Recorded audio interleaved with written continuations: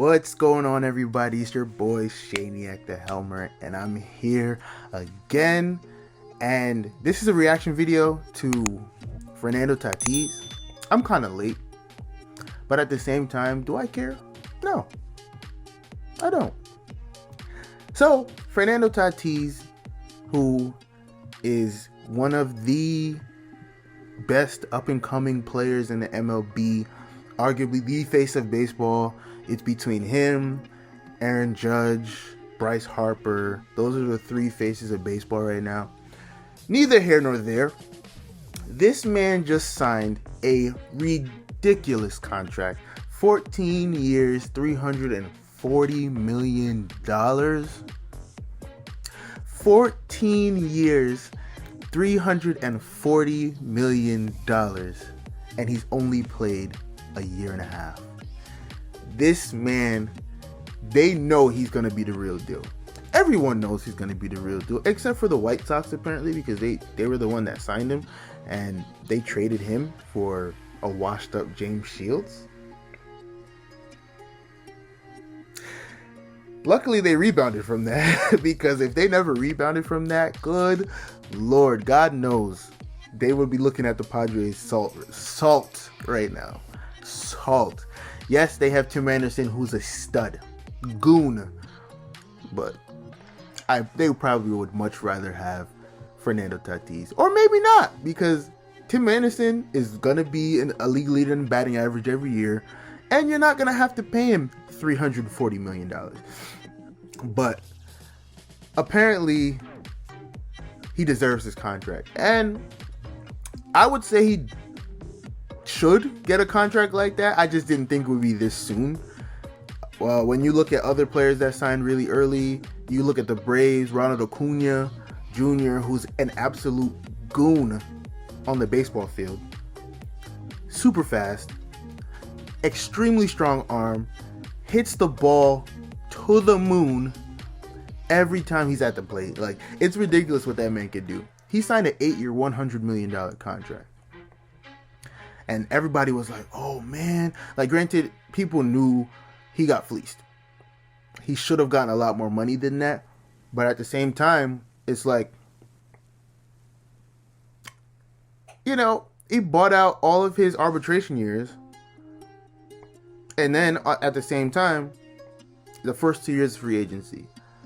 At that time, Ronald Acuna Jr. is going to be 28 years old. Maybe 29. What is he going to get at that point? 8-year, $300 million. It's something ridiculous. 8-year, $300 million contract at that point. Of course, that's outrageous and it will probably never happen. But would anybody be surprised if he got that contract? Honestly, it might happen. Because Garrett Cole got 9 years, $324 million.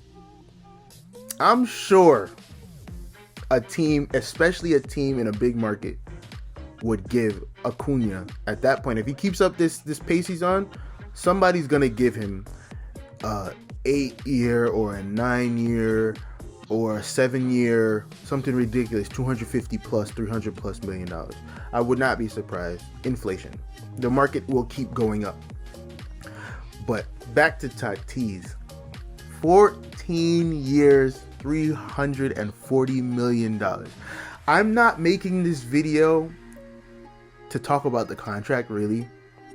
I'm making this video to talk about the news that came out today. This guy owes an investment company $30 million.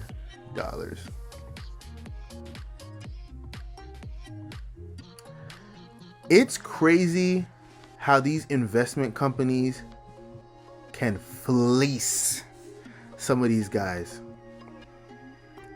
I get the whole thing about a lot of major leaguers do this. They sign with these investment companies early on because they need the money. But it's ridiculous. Another player who does this is Jonathan Scope, who just signed with the Tigers or somebody for like 1 year, $5 million. And he owes his investment company like 14 or 15%. And that's ridiculous. That's ridiculous. And that's of every contract he signed from here on out, because he needed the money in his rookie or his sophomore year. That's unreal. Fernando Tatis is going to make $340 million by the time he's 36, and he could probably get a 2-year or a 3-year $30 million contract at the end of that. And he owes them 9%. Granted, it's better than Jonathan Scope, but 9%, $30 million wiped out. So he's basically only going to be making 14 years, $310 million. Granted, to a normal guy like me, that's bank. I'll take it. They could have taken $100 million off of that. I'm still taking that money. But when he's already on technically a team-friendly deal, because he's only making about $25 million, $24 million a year when you on AAV, average annual value. When you average that out, it's about $25 or $26 million a year, maybe 24. And you look at that and you're like, oh, that's not that bad. When you have Garrett Cole making $37 a year, Bauer making $40. He's making $40 this year, $45 next year if he opts in. When you look at contracts like that, Tatis is technically on a team-friendly deal, so I respect it.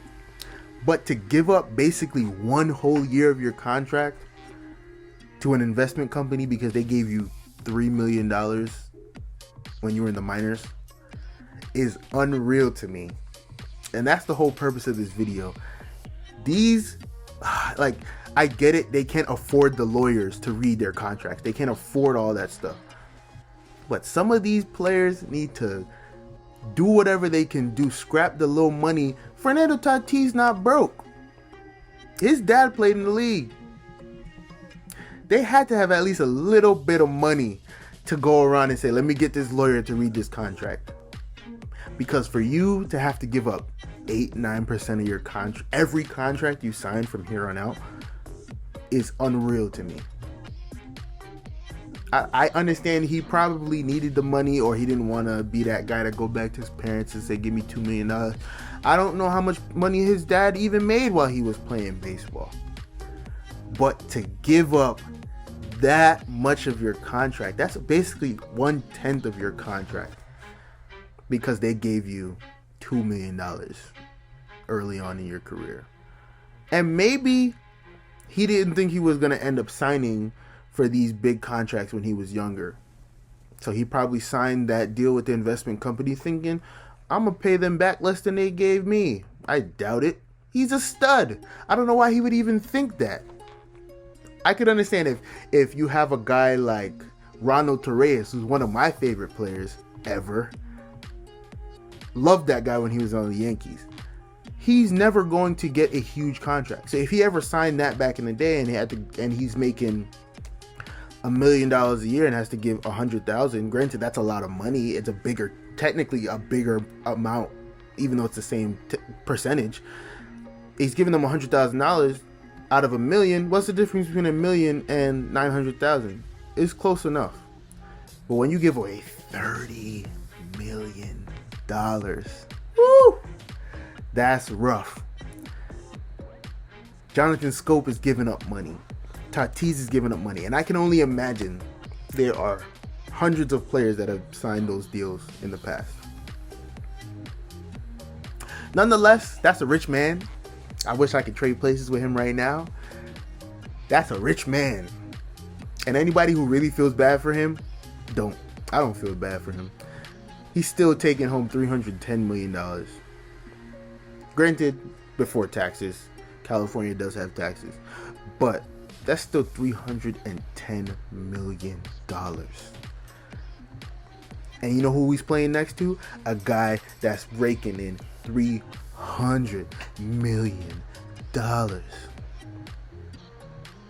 That's all I got to say. Fernando Tatis, congrats on that contract. I wish we could switch places. I wish I was making money like that.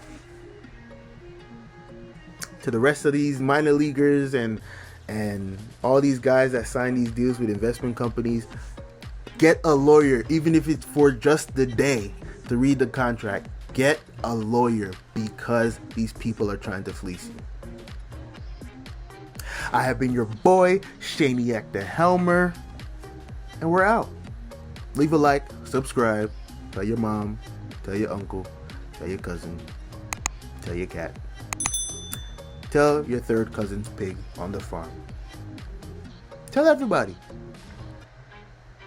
All right, I've been your boy.